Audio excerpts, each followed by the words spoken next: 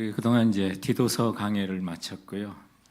그리고 오늘부터는 이제 우리가 주일 설교에서 다루지 않았던 요엘, 오바댜, 나훔 이렇게 이런 말씀들을 차례로 설교로 다루려고 합니다. 그리고 오늘 설교 제목이 뭐예요?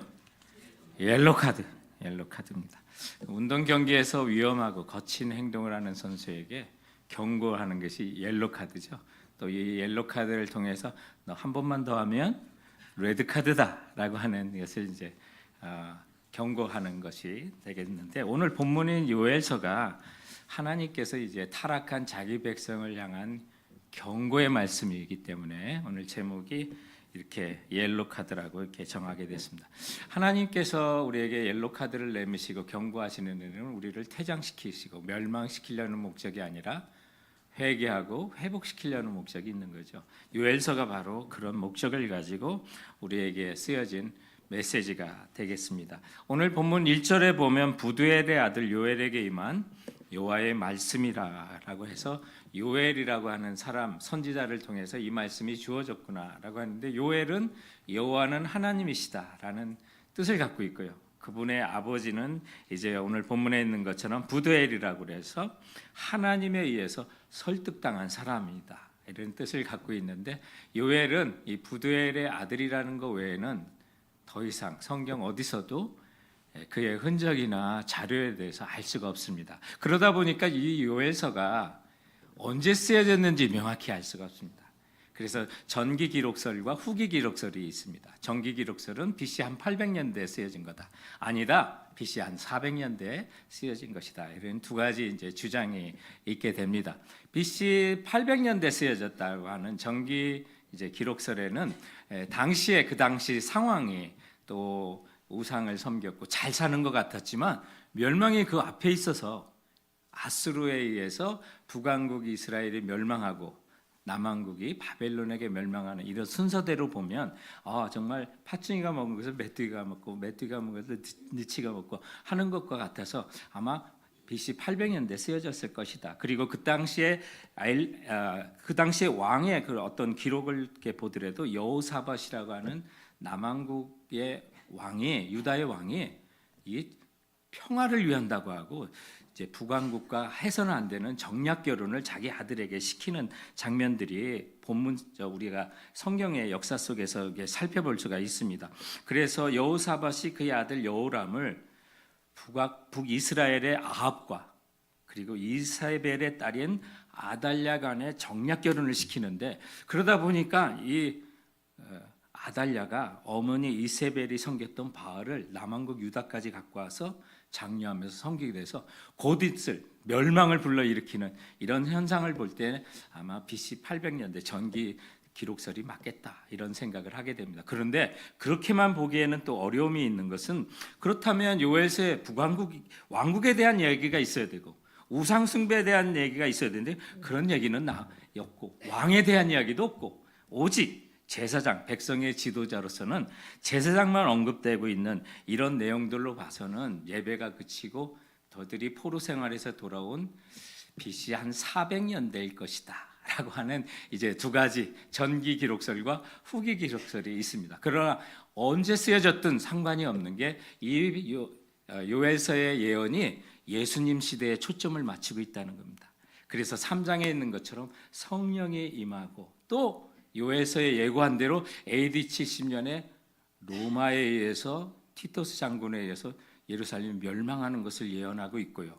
그리고 나아가 또한 그와 같은 현상이 예수님 오시기 전에 온 세상에 퍼지면서 성령으로 인하여서 많은 사람들이 꿈을 갖고 이상을 말하고 하면서 예수님을 대거의 많은 사람이 믿지만, 그러나 전대미문의 심판이 또 함께 있으면서 예수님이 재림하신다, 이거에는 변함없기 때문에 전기 기록설이든 후기 기록설인 오늘 관계없이 이것이 오늘을 살아가는 우리에게 주시는 절대적인 하나님의 경고고 말씀인 것을 우리가 알게 됩니다. 그러므로 오늘 본문을 통해서도 보면 하나님 말씀을 귀담아 듣고 순종하고 따르라고 하는 거예요.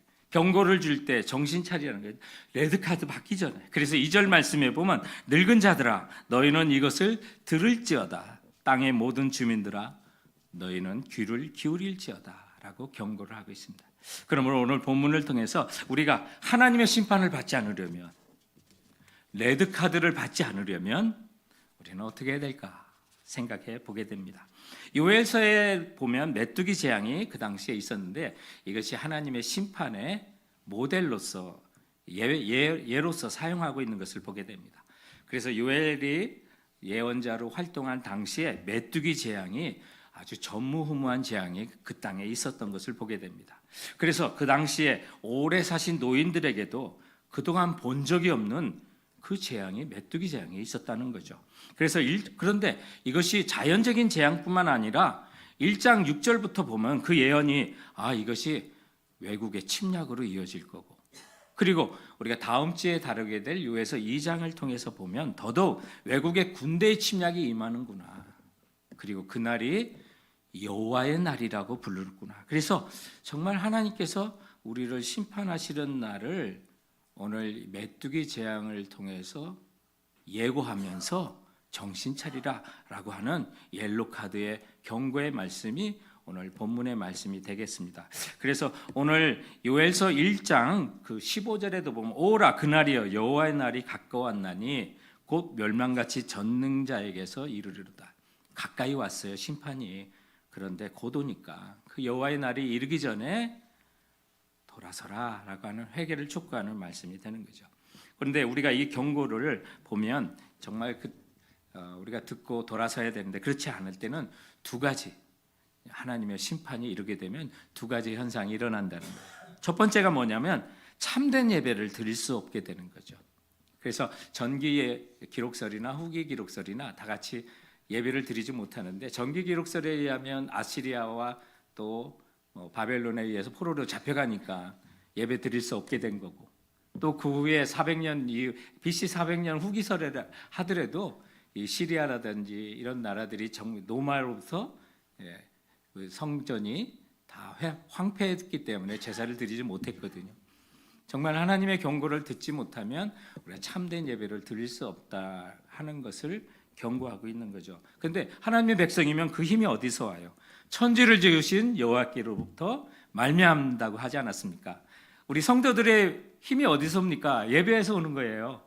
우리 하나님으로부터 우리가 오는 거죠. 예배하는 것이 우리의 힘이 되고, 말씀에서 능력이 오고, 찬양 가운데 하나님의 역사가 우리 가운데 임하고요. 그런데 예배 드릴 수 없다면 우리가 어떻게 될까요? 영적으로 힘이 빠지게 되는 거죠. 오늘 본문에도 보면 9절 말씀에 소제와 전제가 여호와의 성전에서 끊어졌도다. 여호와께 수종드는 제사장은 슬퍼하도다. 제사를 지낼 수 없게 됐다는 거예요. 근데 소제와 번제는 뭐예요? 이스라엘 백성들이 또 제사장들이 출애굽기 29장에 보면 아침과 저녁으로 번제를 드렸습니다.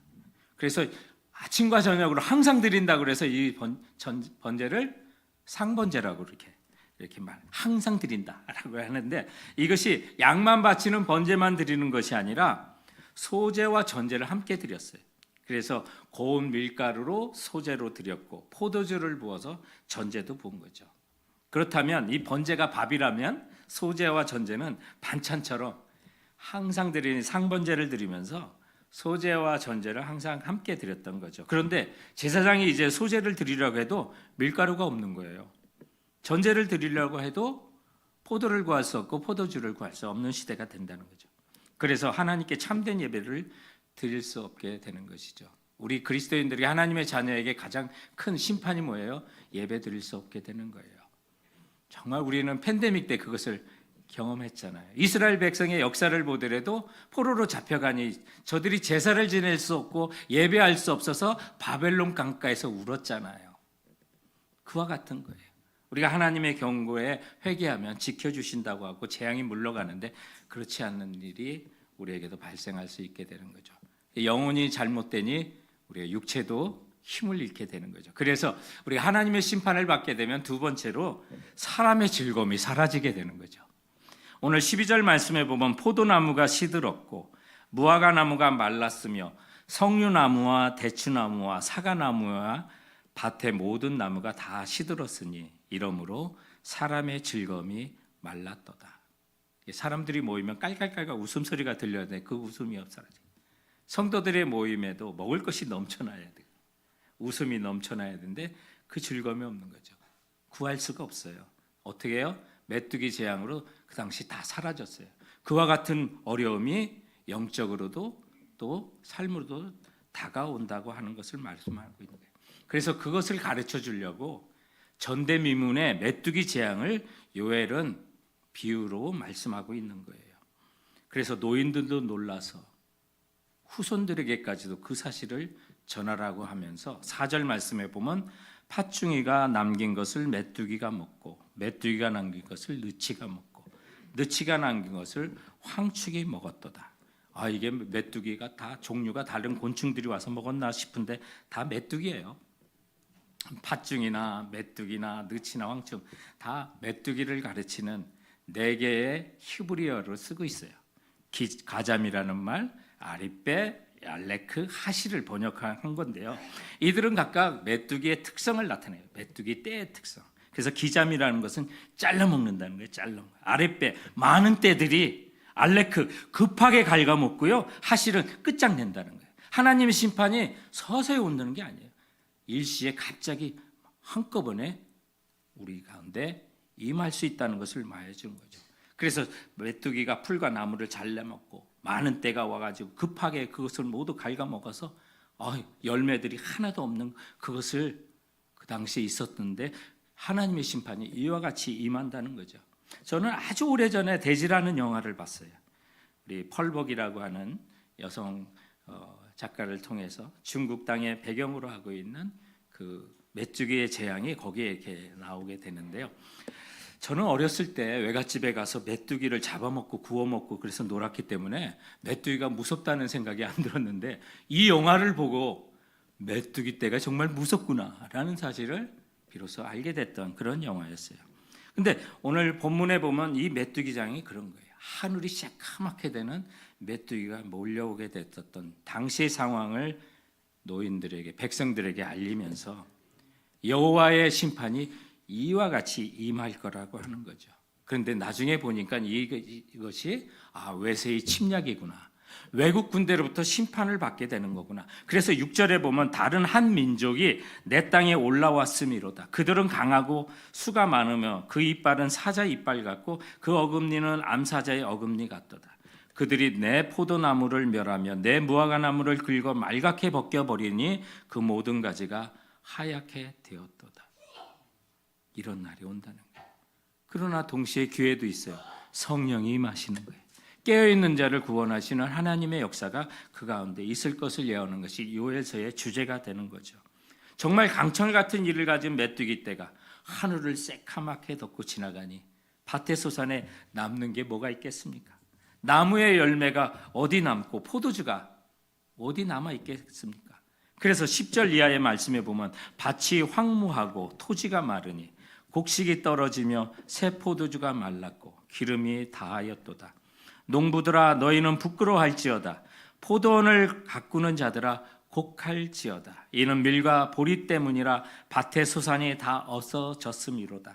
포도나무가 시들었고 무화과나무가 말랐으며 석류나무와 대추나무와 사과나무와 밭의 모든 나무가 다 시들었으니 이러므로 사람의 즐거움이 말랐도다.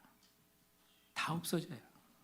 예배를 못 드려 영혼의 힘을 잃고 토지수산도 다 말라 육체적인 힘도 잃어버리는 그 시대가 올 수 있으니 그래도 너는 욕심대로 살래? 오늘 하나님은 우리에게 물어보시는 거예요. 지금 멀쩡해 보이는 거, 의지하고 사는 거 한순간에 다 없어질 거니 아니면 영원할 수 있는 거니 오늘 본문은 우리에게 물으며 하나님께서는 옐로카드, 경고를 우리에게 주시는 것입니다. 그렇다면 우리가 정말 이 옐로카드에서 경고를 받고 레드카드, 퇴장당하거나 심판을 당하지 않는 그 비결은 어디 있을까요? 오늘 본문에 보면 우리 하나님의 백성들이 하나님의 심판을 피할 수 있는 4가지 명령이 본문에 기록되어 있는데 그 첫 번째는 깨어라 라고 하는 것입니다. Wake up, 잠든 사람을 깨는 거예요. 5절 말씀에 보면 취하는 자들아 너희는 깨어 울지어다. 포도주를 마시는 자들아 너희는 울지어다. 이는 담포도주가 너희 입에서 끊어졌습니다. 술의 노예가 되어 살고 술에 의존하고 사는 자들에게 깨어나라는 거예요. 술에서 기쁨을 찾는 자들아 정신 차리라. 술과 같이 우리를 마비시키는 중독이나 취하게 하는 경건하지 않은 습관들이 우리 삶에 있을 수 있는 거예요. 어느덧 그것을 사랑하고 좋다 보니까 내가 거기에 취해 있는 거예요. 그래서 어느덧 내가 심판을 당하는 그 앞에서도, 그 경고 앞에서도 일어나지 못하는 우리의 삶을 오늘 본문은 우리를 흔들며 깨우는 거예요. 그러면서 깨어라, 깨어라. 모든 중독에서, 거룩하지 않은 모든 습관에서 일어나라. 오늘 본문이 우리에게 명령하고 있는 것입니다. 그뿐만 아니라 심판을 피한 우리의 두 번째 명령은 애곡하라라고 하는 것입니다. 라멘트라고 하는 말을 하고 있는데 8절 말씀에 보면 너희는 처녀가 어렸을 때 약혼한 남자로 말미암아 굵은 배로 동이고 애곡함같이 할지어다. 여러분 나이가 드신 분들에게도 배우자가 소천하면 상처가 크지 않습니까? 그런데 젊었을 때 배우자를 잃었다면 그 애통이 더 기가 막힐 것 한번 생각해 보시죠. 더군다나 이스라엘 사람들은 부모가 어렸을 때 혼인할 사람들을 짝을 지어줬습니다. 결혼을 안 했어도 남편, 아내와 같이 행세를 해야 되고 그렇게 또한 인정을 했던 그런 시대였습니다. 그런데 결혼식을 올리고 행복하려고 했는데 그만 정혼자가 남편이 될 사람이 죽어버린 겁니다. 그러니 얼마나 그 인생이 걱정이 되고 애절하게 울 수밖에 없는 그런 상황이 되지 않겠습니까? 그와 같이 진심으로 울라고 애국하라고 오늘 성경은 우리에게 명령하고 있는 것입니다. 어느덧 우리가 정말 양심에 화인 맞은 것처럼 죄와 또 어둠에 깊이 들어가면 애곡할 힘도 없어져요. 그렇게 슬프지도 않아. 어느덧 그와 함께 죄와 함께 사귀어 사는 우리 자신이 젖을 수밖에 없는데 깨어라 그리고 애곡하라고 말씀하고 있는 겁니다. 그리고 하나님의 심판을 우리가 피하려면 세 번째로 부끄러워하라는 거예요. Be ashamed. 정말 내가 살아갔던 그 모든 게 참 부끄러운 거구나. 좀 알라는 거예요. 11절 보면 농부들아 너희는 부끄러워할지어다. 포도원을 가꾸는 자들아 곡할지어다. 이는 밀과 보리 때문이라 밭에 소산이 다 없어졌습니다. 여러분 농부들은 하나님이 계시지 않아도 나는 밭에 곡식만 있으면 먹고 사는데 지장 없어. 은근히 그렇게 생각한 거예요. 오늘날 보면 우리가 직장생활 안정되면 그저 됐지 뭐. 신앙생활은 그저 그래. 하나님과의 관계가 뭐 중요해? 안정적인 내 직장에, 안정적인 나의 노후 대책에 그저 편안함을 누리고 그렇게 사는 것이 하나님의 백성으로서는 부끄러운 줄도 모르고 우리는 살아가지 않습니까? 그런데 그것이 부끄러움을 여기라고 하는 거예요. 언제요? 다 영원하지 않은 것 붙드는 것에 대해서 우리는 부끄러움을 가져야 되는 거예요. 우리는 의인은 믿음으로 사는 거 아니겠습니까? 주님만이 나의 생명이십니다. 정말 우리가 그 생명을 붙들고 살아야 되는데 믿을 게 너무 많아. 나를 든든하게 하는 게 주님 말고도 더 있어요. 그런데 한순간에 내가 쌓은 곡식이나 내가 쌓은 재물이 한순간에 사라질 수도 있는 거예요. 메뚜기 떼가 그렇게 다 쓸어 지나갔다는 거예요. 그토록 내가 의지했던 주식이나 주가들이 하루아침에 폭락할 수도 있잖아요. 예수 믿지 않는 사람은 극단적인 선택도 하는 거예요. 왜? 소망이 사라졌으니까. 그러나 우리는 주님이 계시잖아요. 그런데도 내가 거기에 소망을 두고 살았다면 성도 여러분 부끄러워할 줄 알아야 됩니다. 그리고 심판을 피할 수 있는 네 번째 명령은 부르짖어라. cry out. 주님께 부르짖어라. 14절에 보면 너희는 금식일을 정하고 성회를 소집하며 장로들과 이 땅의 모든 주민들을 너희 하나님 여호와의 성전으로 모으고 여호와께 부르짖을지어다. 부르짖을지어다. 울면서 기도하라는 거예요. 주님께 매달리는 거예요. 대재앙이 오기 전에 레드카드 받아 퇴장 당하기 전에 요엘 선지자는 그 네 가지를 하라는 거예요. 영적으로 졸던 사람이 깨어나고요. 세상을 의지하던 사람이 애곡하고요. 지극과 물질과 세상만을 의지했던 사람이 부끄러워하고 그리고 한 번도 하나님 앞에 진실로 기도해보지 못한 사람은 진실한 마음으로 주님께 다가가고 그분께 부르짖으라는 거예요. 그러면서 본문이 던지는 질문은 이거예요. 너희가 지금 무엇을 위해 사느냐? 무엇에 의존하고 있느냐? 그런데 그것이 안전하냐? 영원하냐? 주께서 물어보고 있는 거예요. 그래서 내가 정말 안전하지 않는 것, 영원하지 않는 것 붙들고 있다면 성도 여러분, 영원하신 주님께 부르짖고 주님께 다가가는 우리 모두가 되길 주님의 이름으로 축원드립니다.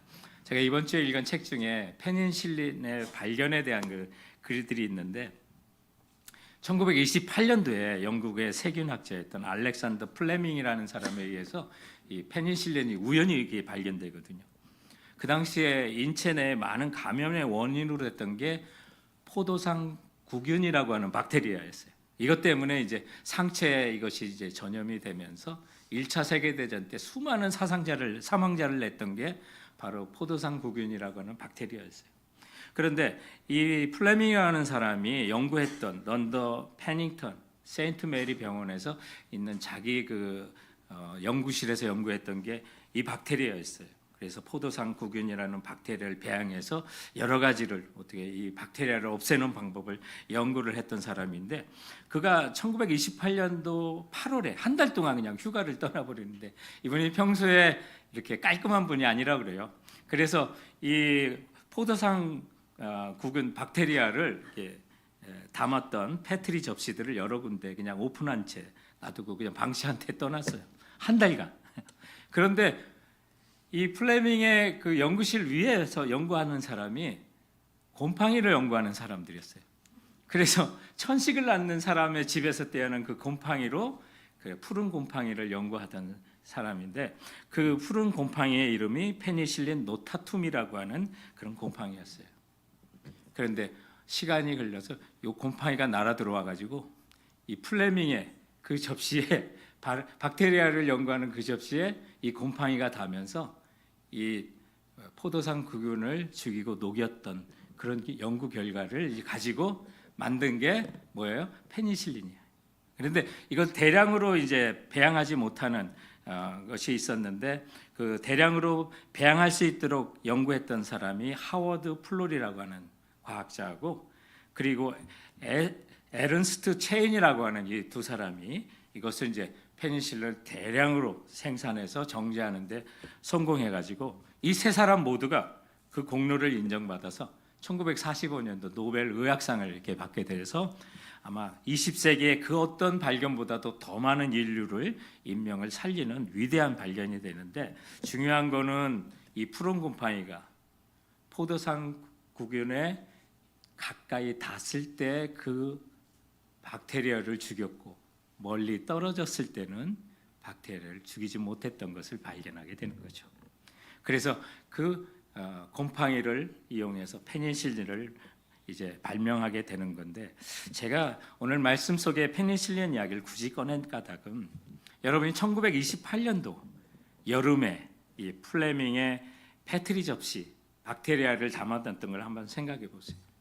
우리는 정말로 죄인이고 멸망에 가까운 사람인데 하나님의 은혜가 우리에게 다가와 우리를 구원하길 원하시는 그 하나님의 마음을 한번 같이 품어봤으면 하는 거예요. 페니실린 곰팡이가 정말 이 박테리아 집단에 가까이 온 접시에만 그 박테리아를 죽였다 그래요. 그러나 멀리 떨어져 있는 그 박테리아는 영향을 주지 못했다고 하는 것이에요. 4세기의 신학자였던 나지안 주스의 그레고리라는 사람은 이런 말을 해요. 예수 그리스도와 접촉하지 않는 사람은 치유되지 않는다. 그분의 신성에 연합한 사람이라야 구원을 얻는다라고 말합니다.